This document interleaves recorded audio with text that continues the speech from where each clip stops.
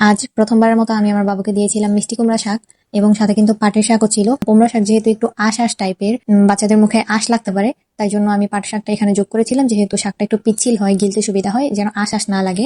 তো এখানে আমি আমার নতুন গাছের থেকে 3টা পাতা এনেছিলাম মাত্র, কারণ আমি আমার বাবুকে প্রথমবারের জন্য দিচ্ছি। তো আপনারা কি করবেন, বাচ্চাদেরকে কুমড়ো শাক দেওয়ার ক্ষেত্রে উপরের যে আঁশ থাকে ওটা দেখবেন নখ দিয়ে চিমটা দিলেই উঠে আসবে। উপরের যে একটা অতিরিক্ত আঁশ থাকে ওটা তুলে ফেললে বাচ্চাদের মুখে অতটা বেশি আঁশ লাগবে না, অথবা ধার ধার লাগবে না, বাচ্চারা অনায়াসেই খেতে পারবে, ওদের কাছে আনইজি ফিল হবে না। এভাবে আপনারা শাকটাকে কুটে নেবেন। তারপরে মিষ্টি কুমড়া শাক এবং পাটের শাকগুলোকে একদম ঝিরিঝিরি করে কুচি করে নিতে হবে, এতে করে শাকটা আরো বেশি মিহিন হবে, গিলতেও সুবিধা হবে। তারপর একটি পাতিলে 1 কোয়া রসুন কুচি, কিছুটা পেঁয়াজ কুচি এবং কেটে রাখা শাক এবং আলু দিয়ে দিয়েছিলাম।